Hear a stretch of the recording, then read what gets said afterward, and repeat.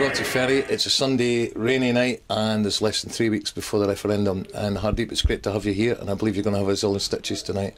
I didn't finish my medical degree, so I may not have you in stitches, but I may prepare you for suturing. Okay. Which is a technical term I don't expect you to understand. No, it's great to be up here. I was here not that long ago, funnily enough, making a wee Radio 2 documentary about Scotland and the Commonwealth Games, so it's lovely to be back. Obviously not Dundee.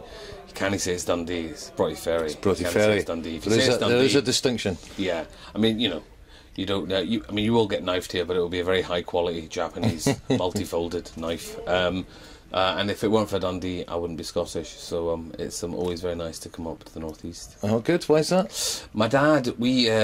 My dad trained to be a teacher in Dundee and fell in love with Scotland and brought us all up to Glasgow. So I owe Dundee everything. And many Scots may regret the fact he came up here, having to see my big ugly face every now and again on the telly, or hear my voice on the radio. But no, it means a lot to me, this part of the world. Okay. Now, your family, where's your family originally from? It's northwest of India, the Punjab. Well, I know the Punjab quite well. I used to work at there quite a bit, so that's what I'm asking. That's not the Punjab restaurant on Benningham Street in Glasgow, I need to make that clear. But yeah, so I mean, it's a kind of a no-brainer for somebody like me, who, my father lived through Indian independence and the importance of the self-determination of the Indian nation. So it always strikes me as a bit curious that the child of an immigrant like me can be so passionate about independence, yet those who've generations of bloodlines in this country don't. There's a handful that don't seem to see why independence is a good idea. And why do you think that is, Hardeep?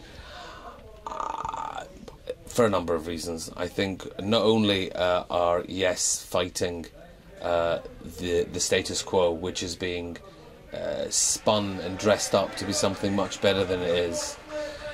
If the status quo was so good, we wouldn't have 100,000 children heading for poverty, we wouldn't have nuclear weapons on our soil, we wouldn't be the only country in modern civilization to find oil and get poorer, we wouldn't be the only country in the world to have more food banks and oil rigs, you know.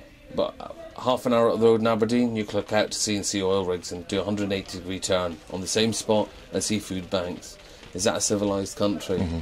I don't think so, you know.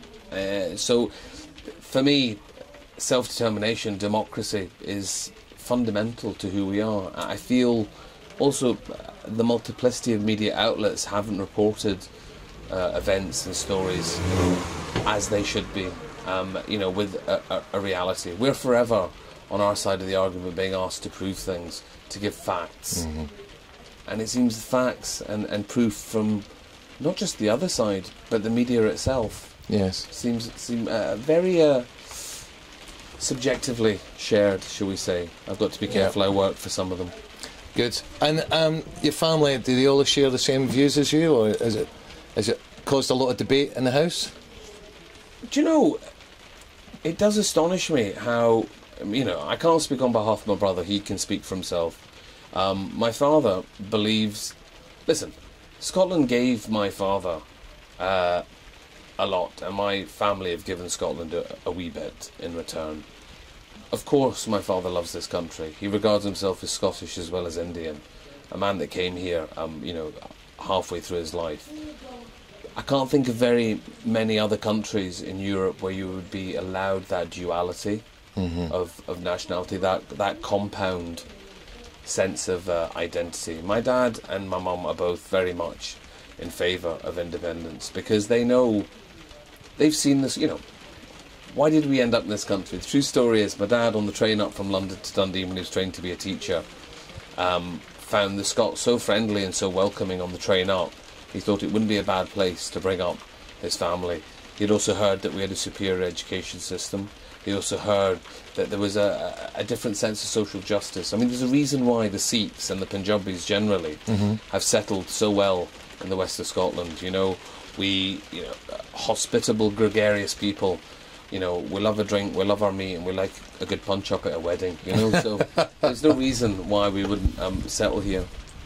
And now there's Scottish Asians for Independence as an organisation itself. Are you involved with them at all? Or or are you following what they're doing as a movement themselves? Yeah, no, of course. But I mean, I'm fortunate in a sense that I speak across different sectors. Yes. You know, and in a way that is what epitomises Scotland. You know, I was late coming to this event tonight, 25 minutes late, because I was just leaving my girlfriend and a couple of her pals in a pub on the south side of Glasgow, and my girlfriend was just saying he's going off to do a Yes event up in Dundee, and she said to them both, "You're Yes, aren't you?" assuming that they were, because she's passionately Yes. And I said, well, so to spend 10 minutes, and you know, I won 2 Yes people over before I left, because I felt, actually, for all the information that seems to be flying around, it can be confusing for folk. You know, people don't know really what's going on half the time. Of course, there are the debates and there's the stuff in the papers, but also there's a fatigue people have. They just want somebody they know to answer their specific questions, and those questions aren't being answered. I just wish I had the time to go around literally door to door and chat to people, because I believe in my country. We're not creating a nation, we're restoring a nation. If we had half the leverage in 2014 that we had in 1707, do you know what? I'd maybe consider the Union. That we've been overlooked systematically, time and again. You know, that we subsidise England to the tune of £1,200 per man, woman and child in Scotland, yet we are faced with 100,000 children heading into poverty. You know, we find the biggest oil field on the North Sea. No one seems to be chatting about it. All the workers sent home on full pay. Where's that being reported? You know? So, do you see, therefore, that this new Scottish nationalism, somebody to be proud of it, it's a nationalism based on good values, based on not so much where you're born, but more about the kind of society we want to build? And do you see it as being both pluralistic and inclusive? It's a very lazy and a very misguided better together no person who uses the word nationalism in a bad way. There is bad nationalism in the world, but the nationalism we are experiencing couldn't be more inclusive. You know, we have a parliament in Edinburgh that represents 35% women. Now, it's not enough, but for a 17-year-old parliament, I think we're making progress in the right direction. Black and minority ethnic ministers in our parliament, you know, and workers at the grassroots. You know, this is a modern Scotland. This is a modern nation being restored. People worry about, oh, you know, things are fine as they are. Do you know what? Fine isn't good enough for me. Throughout our history, we have led. We've had the best inventors, the best entrepreneurs, the best thinkers, the best philosophers, the home of the Enlightenment, the best artists, the best actors, the best writers. Fine isn't good enough for me. A new modern independent Scotland will lead the way in a genuinely plural society. You know, we are depopulating. We have different immigration needs from the rest of the UK. I don't want to be governed by a UKIP-Tory coalition, which is looking more and more likely as each day passes. That's not who Scotland is. If you vote no, imagine in 2015, Nigel Farage as Deputy Prime Minister. And Boris Johnson as Prime Minister. And tell me, how much is the whole referendum debate fed into your work? And when Scotland votes independence, how much do you think it will continue to feed in the future? I mean, it's all about timing for me.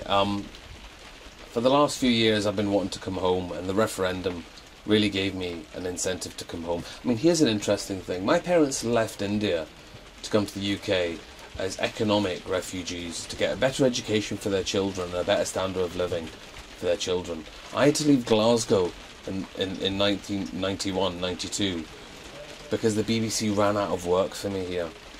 We still have to go to London because that's where everything centres. My degree is a degree in Scots law from Glasgow University. I had never had any intention of leaving the greatest city in the best country in the world. Why did I have to leave? Because everything is focused elsewhere. That we were, you know, we were cut off at the knees. I I have never been so excited about the future of my country.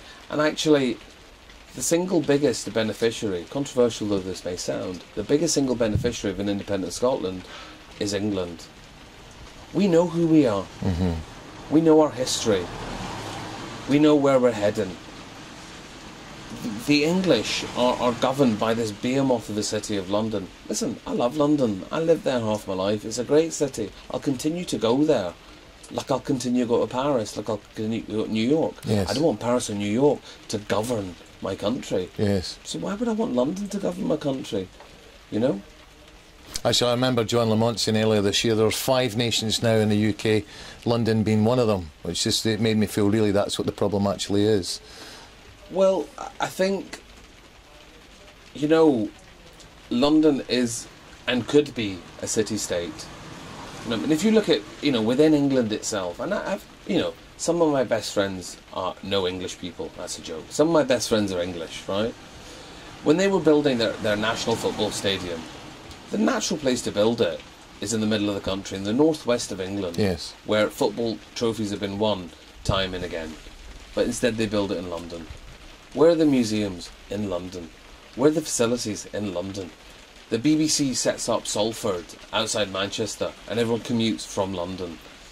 The BBC, just over half the money raised in licence fee in Scotland is spent in Scotland. How is that acceptable?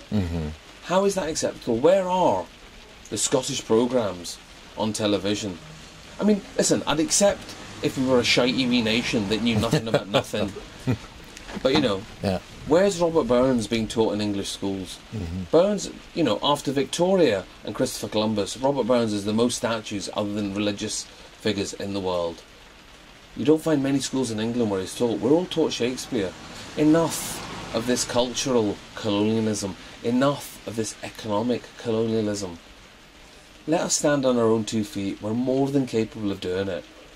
Sometimes it's good to be light on your feet. Sometimes it's good to be a small nation. You know, look at Denmark. Look at Norway. Look at Sweden. Somehow they managed through this economic crisis where bigger countries didn't succeed. You know, let us be... Listen, I say this and it is meant to be emotive. So forgive me. Or don't actually bother forgiving me. If you say to Scotland, oh, if you go out there and you're independent, you can't come back and things might not work out. What would you have said to a slave in America in the 1770s? Oh, don't give up being a slave. Who's gonna pay you? Who's gonna put a roof over your head? Put a price on my freedom. Put a price on my self-determination. Because as far as I've worked out, there isn't one.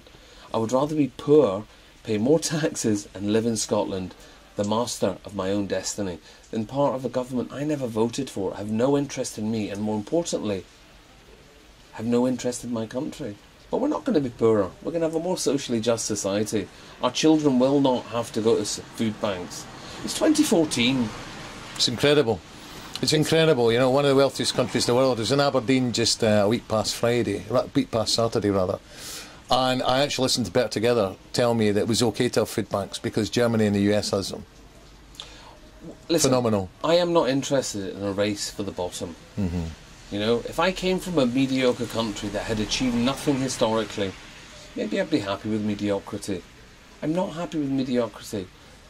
Because you stand and point at anything in the modern world, chances are that either a Scots woman or man invented it or was involved in the development of it. We have more business investors, angel entrepreneurs per head of population in this country than any other in the world. Oh, is that true? Yeah. That is true. Ah. You know, we invest in business. We invented modern economics. You know, we invented penicillin. We invented tarmac Adam. We invented great goals. So therefore, do you imagine there's going to be a new Scottish Enlightenment then, do you reckon? Because one of the discussions I've been having over the last few weeks, do we imagine with independence, people will wake up over the months and years ahead and say, right, this gives us a great opportunity to do much more, much bolder than even what we're doing now? It can only be exciting. And what's exciting about Scotland today is that it's not just about those of us that were born here and brought up here. As the First Minister said very early on, it doesn't matter where you come from. If you live in Scotland, you're Scottish. don't you think? I mean, I live in Edinburgh now, so you know, and it was kind of, you know, my kind of breaking my fall coming back to Scotland because, you know, I miss the English, so I'm surrounded by them in Edinburgh. I'm only joking, but can you imagine socially aware English folk, Welsh folk, French folk, Americans seeing the opportunity to come to a vibrant, bouncing country like Scotland that's small enough to actually tweak legislation to work for the small businesses as well as the big businesses? You know, I think with the reverse brain drain, the return of Scots, you know, to Scotland after independence, it's going to be an amazing country. We run quite a lot of the world as it is. It'd be quite nice if we're home and running the world too. What would you say on undecided right now? Think about your grandchildren. Think about your great-grandchildren. Think not about what you can do for your nation, but think about what your nation has done for you.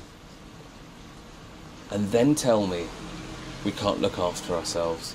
Then tell me we can't stop children going to food banks to eat. Then tell me we can't look after those less able in society.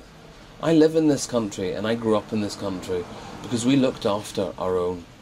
We can look after our own and we can be a beacon. We can lead the way. There's a new Scotland emerging. Restore the nation. Let's get back to what we do well.